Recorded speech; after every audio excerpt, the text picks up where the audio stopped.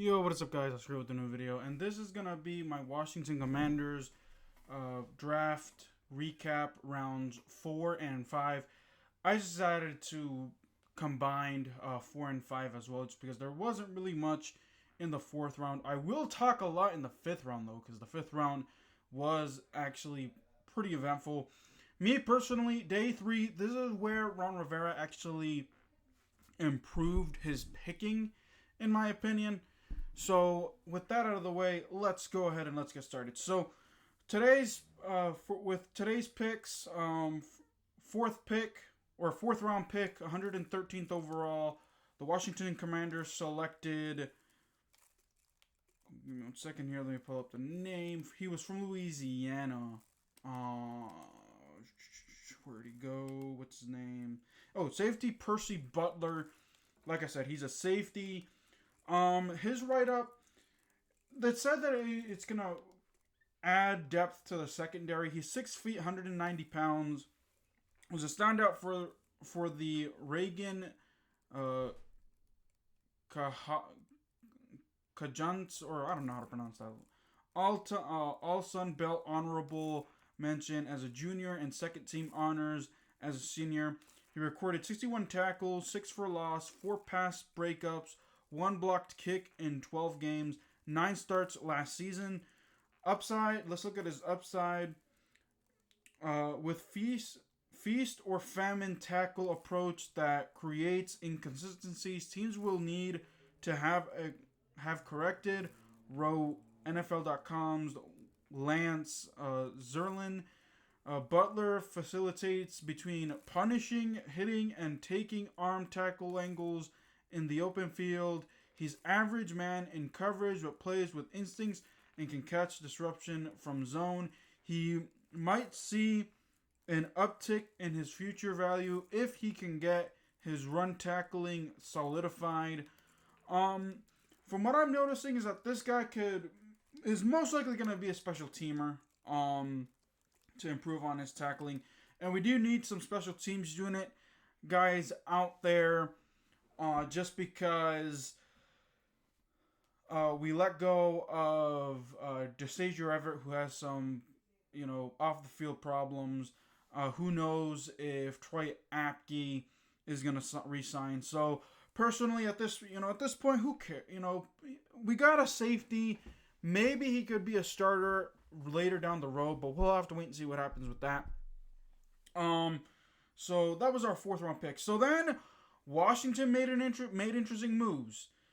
So they had the 120th pick overall, but they traded that away, and I think it was to the Panthers, and they got the 144th and 149th pick. And with the 144th pick, the Washington Commanders select quarterback Sam Howell. Yes, you heard me right. The Washington Commanders, with the 144th pick, selected Sam Howell, and this guy was a steal, y'all. Samuel Howell, who was projected to go in the first round, drops all the way to the 5th round, and Washington takes him. And he is from North Dakota State, probably one of the most established guys out there. Sam Howell is 6'1", 218 pounds. Was highly touted prospect coming out of high school, as he set the North Carolina State record for total offense yards with 17,036. The signal caller lived up to the hype, and then some. Once he stepped foot in Chapel Hill, becoming an immediate starter for the Tar Heels. He collected a beefy of accolades throughout college career, including all ACC honors and a Manning Award finalist nod.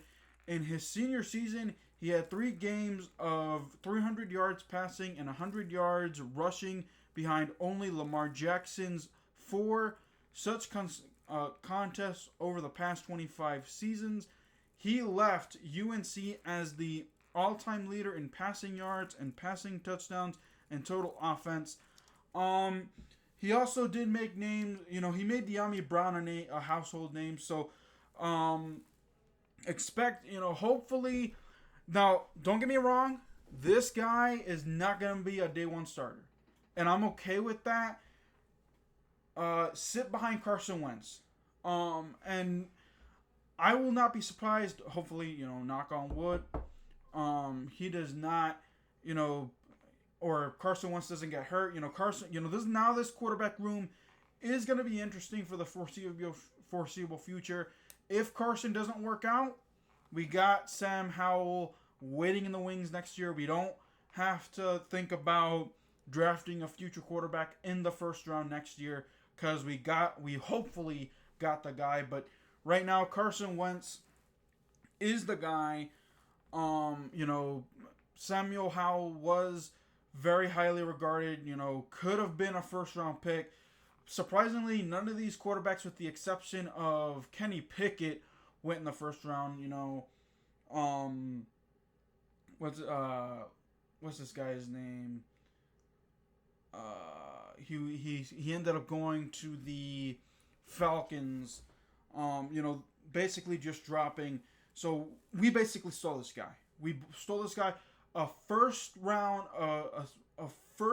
to a second round pick goes all the way down to the 5th round, and Washington gets him. This is, like I said, this is where Ron Rivera, Marty Hurney, and Martin Mayhew really stepped up their game. And here's the next pick. So we got our quarterback for the future. Next pick, 5th round, 149 overall. We got tight end Cole Turner. We got a pass threat we got another weapon for Carson Wentz. And he is from, let me see here, Nevada. From Nevada. 6'6", 246 pounds. Made the move to tight end in the 2022 and never looked back. That season, he was Nevada's joint leader in receiving touchdowns with 9 in 9 starts. He scored 2 of those in the Wolfpack's win over Tulane in the famous Idaho Potato Bowl. He earned first team All-Mountain West Conference honors for his performance. In his senior season in 2021, he again picked up conference honors and amassed 62 receptions, 677 yards, and 10 touchdowns. He does need to work on his blocking, is from what I also heard, and he also converted tight end into a wide receiver. Now, he's a big guy. He's gotten comparisons already from Mike Gesicki or Mike Gesicki 2.0. So, like I said, he's a red zone threat as well. Got touchdowns in the red zone. And this is a guy that Washington needs big time.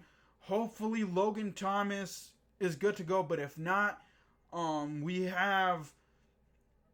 oh my goodness, I'm already losing names.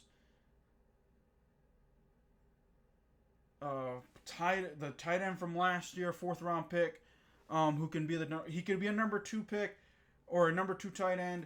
Who knows? Maybe Logan Thomas and this guy can become Cole Turner can become the 1-2 tight end combination, and then we have that other tight end be number 3. But we'll have to wait and see.